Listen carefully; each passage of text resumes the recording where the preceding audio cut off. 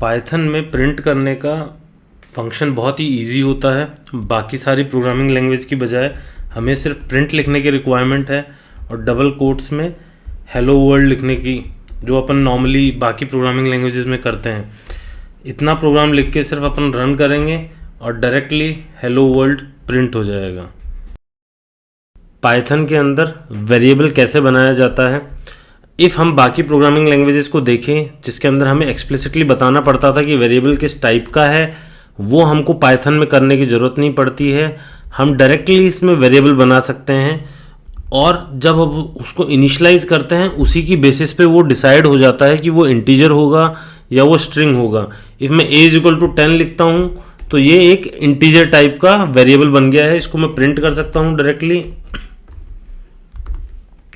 या फिर इसको डायरेक्टली अपन a को प्रिंट कर सकते हैं और a को रन करते हैं तो अपने रिजल्ट आ जाएगा 10 रिजल्ट आ गया मेरा। सो सेम इफ़ मैं इसको स्ट्रिंग में कन्वर्ट करता हूँ तो इसको स्ट्रिंग का हेलो वर्ल्ड लिख देता हूँ और अब मैं इसको रन करूँगा तो इसका स्ट्रिंग का आउटपुट आ जाएगा।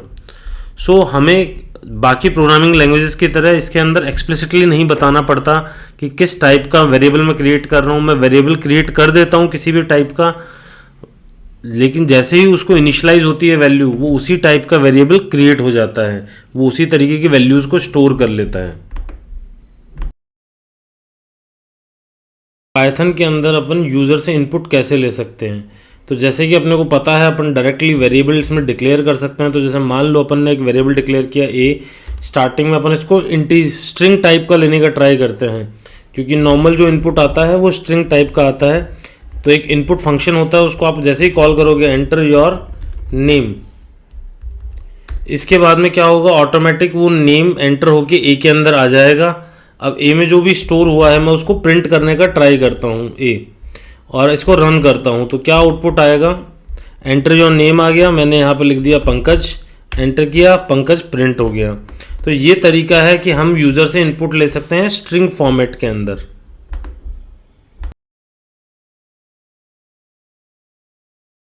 तो अभी अपन ने अंडरस्टैंड किया कि कैसे अपन इनपुट ले सकते हैं स्ट्रिंग फॉर्मेट के अंदर। अब अपन देखते हैं कि कैसे अपन दो नंबर्स को इंटीजर फॉर्मेट में लेते हैं और उनका एडिशन करा सकते हैं।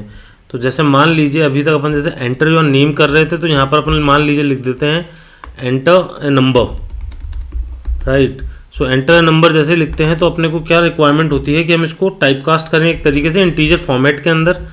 सो जैसे ही अपन इसको इंटीजर में कवर अप करते हैं तो ये क्या होगा, इंटीजर के अंदर कन्वर्ट हो जाएगा, ठीक है। अब सेम चीज़ अपन करते हैं, एक और नंबर लेते हैं बी का, और ये सेम चीज़ रिपीट करते हैं बी के लिए भी, कि बी में भी अपन ने कहा एंटर है नंबर, उसको इंटीजर में कन्वर्ट कर दिया। अब अपन आउटपुट प्रिंट करते हैं ए प्लस बी को टोटल, उन दोनों का समीशन करके। सो इसमें अपन ने क्या किया, एक इनपुट ले रहे हैं उसको इंटीजर में कन्वर्ट कर रहे हैं, ए में स्टोर कर रहे हैं, दूसरा इनपुट ले रहे हैं उसको कन्वर्ट करके इंटीजर में बी में स्टोर कर रहे हैं और प्रिंट कर रहे हैं ए बी को। अब इसको जैसे ही अपन रन करते हैं, सो जैसे प्रोग्राम आ गया एंटर है नंबर, सो मैंने एंटर किया 10, मैंने एंटर किया 20 और 30 आउटपुट आ गया। सो ये अपन यूज़ कर सकते हैं इंटीजर फॉर्मेट के अंदर इनपुट लेने के लिए। कैसे वेरिएबल्स में पाइथन में मल्टीपल असाइनमेंट हो सकता है। सो मल्टीपल असाइनमेंट नॉर्मल जो बाकी प्रोग्रामिंग लैंग्वेज है उनसे थोड़ा सा डिफरेंट होता है। जैसे मान लो मैं एक वेरिएबल बनाता हूँ या 3 वेरिएबल बनाते हैं, मान लो अपन इसमें name Pankaj, age 30, location like India, right. अब मैं इन तीनों को प्रिंट भी कर देता हूँ, मान लो तीनों प्रिंट करने के बाद में नेम, एज, लोकेशन, और ये डबल लोकेशन, राइट। और मैं जैसे ही इसको रन करता हूँ क्या आता है, ये एग्जीक्यूट होके पंकज 30 और लोकेशन की स्पेलिंग ये तो गलत हो गई है कुछ, क्योंकि इसमें प्रिंट लिखना अपन भूल गए, ठीक है। सो जैसे ही अपन इसको प्रिंट करेंगे और रन करेंगे तो उसका जैसे ही अपन ने 3 वेरिएबल एज, नेम और लोकेशन तीनों बना लिए और इसको जैसे ही रन करेंगे अपन तो क्या आएगा, पंकज 30 और इंडिया प्रिंट हो जाएगा।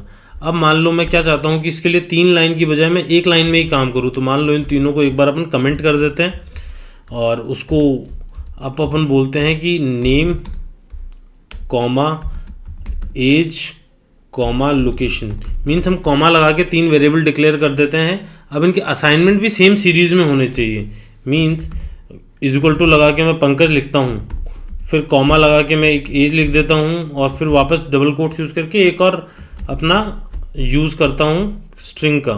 सो नेम एज और लोकेशन में सीक्वेंशली, मीन्स नेम में पंकज स्टोर हो जाएगा, एज में 30 स्टोर हो जाएगा, लोकेशन में इंडिया स्टोर हो जाएगा, और जैसे ही मैं इसको रन करूँगा ये एग्जीक्यूट हो जाएगा, सेम रिजल्ट आ जाएगा पंकज 30 इंडिया, ऐसा कुछ चेंज नहीं होगा।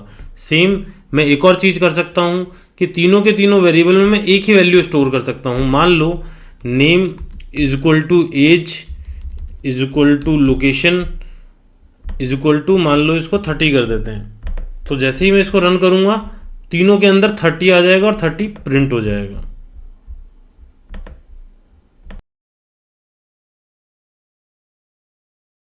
स्ट्रिंग फंक्शंस क्या क्या होते हैं स्ट्रिंग के, तो जैसे मान लो अपन ने एक बनाया प्रोग्राम जिसमें मैंने मेरा नाम का स्टोर कर दिया स्ट्रिंग पंकज नाम का।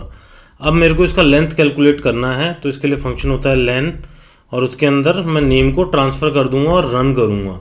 रन करते ही क्या होगा, उसका लेंथ कैलकुलेट होके रिजल्ट आ जाना चाहिए 6। So 6 is the result for that.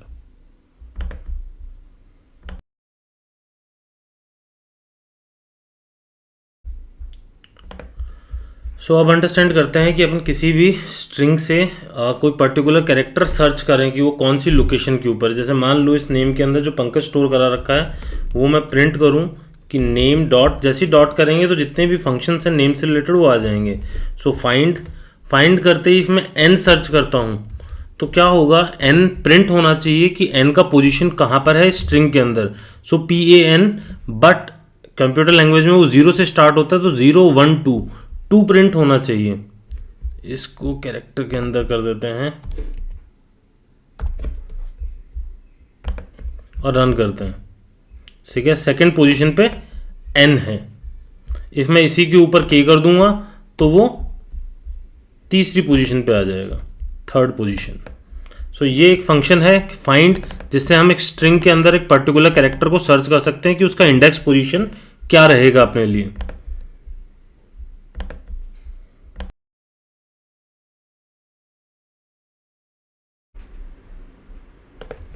सो अभी अपन अंडरस्टैंड करते हैं कि कैसे एक स्ट्रिंग के फर्स्ट लेटर को कैपिटलाइज किया जाता है। तो जैसे मैंने स्ट्रिंग बना लिया है नेम, जिसमें अपन ने लिख रखा है स्किल्स 101। सो अभी स्किल्स का एस जो है वो कैपिटल नहीं है। जैसे ही अपन उसको नेम डॉट कैपिटलाइज का फंक्शन है वो कॉल करते हैं तो क्या होगा, प्रिंट हो जाएगा उसका कैपिटलाइज फॉर्मेट। सो यहाँ पर स्किल्स 101 का एस फिर से कैपिटल हो गया है। अब यहाँ पर ही यदि मान लो ऐसी कोई चीज़ होती जिसमें 2 का स्पेस होता, जैसे स्किल्स 101 और पंकज होता और पंकज का P स्मॉल होता, तो उस सिचुएशन में क्या होता, वो उसको कैपिटलाइज नहीं करेगा, वो फर्स्ट लेटर को ही कैपिटलाइज करेगा।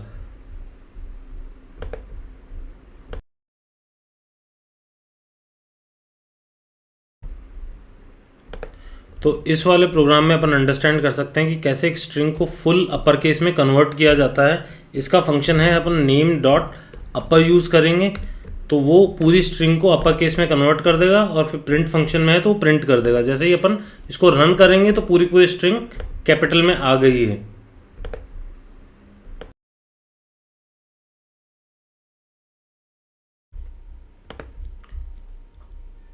अब अंडरस्टैंड करते हैं कि कैसे अपन एक स्ट्रिंग के चेक कर सकते हैं कि वो स्ट्रिंग डिजिट है या नहीं है। जैसे मान लो मैंने एक स्ट्रिंग बनाई नेम, जिसमें वैल्यू स्टोर है अभी स्किल्स 101, मुझे चेक करना है कि ये डिजिट है या अल्फ़ाबेट है।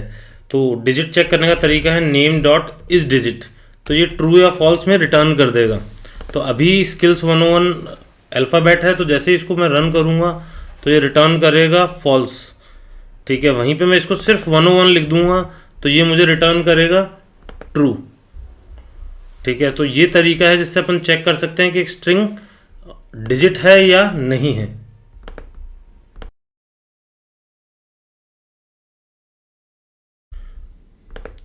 मान लो अपन चाहते हैं कि एक ही नाम 3 बार प्रिंट करना है, 4-5 बार प्रिंट करना है, तो बाकी प्रोग्रामिंग लैंग्वेजेस में क्या होता था, हमको नॉर्मली लूप चलाना पड़ता था, बट पाइथन में बहुत अच्छी ट्रिक है। आप मान लो एक वेरिएबल का नाम लिखो जिसमें स्ट्रिंग वेरिएबल है, उसको मल्टीप्लाई बाय 3 करेंगे तो वो 3 बार प्रिंट हो जाएगा। जैसे मान लो यहाँ पे स्किल्स 101 स्किल्स 101 स्किल्स 101 3 बार प्रिंट हो गया। सेम मैं चाहूँ तो डायरेक्टली यहाँ पर एक स्ट्रिंग ले लेता हूँ पंकज नाम की, और उसको मल्टीप्लाई बाय 3 करता हूँ तो 3 बार प्रिंट हो जाएगा। उसको 5 टाइम करूँगा तो वो 5 टाइम प्रिंट हो जाएगा एक ही रो के अंदर। तो ये बहुत अच्छा फीचर है। बाकी प्रोग्रामिंग लैंग्वेज में इसके लिए आपको लूप चलाना पड़ता है, पाइथन में इतनी सी चीज़ के लिए लूप चलाने का रिक्वायरमेंट नहीं है।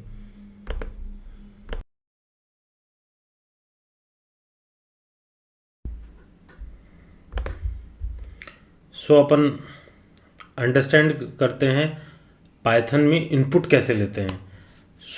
पाइथन में इनपुट लेने के लिए एक फंक्शन होता है इनपुट। इस फंक्शन को अपन जैसे ही रन करेंगे तो कंसोल से वो इनपुट लेने के लिए ओपन रहेगा।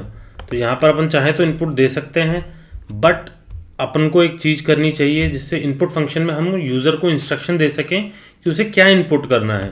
तो यहाँ पर डबल कोट्स के अंदर आप उसको इंस्ट्रक्शन दे सकते हो, एंटर योर नेम, राइट। इससे क्या जैसे ही रन करोगे वो आ जाएगा एंटर योर नेम,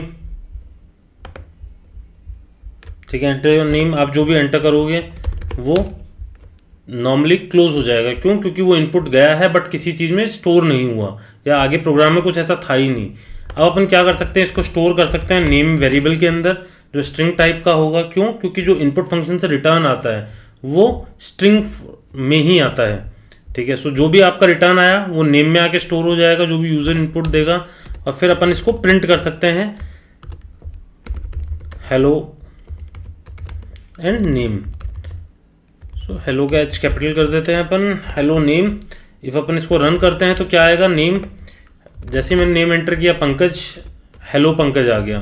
मैं इसको फिर रन करता हूँ, मैं कुछ और नेम एंटर करता हूँ,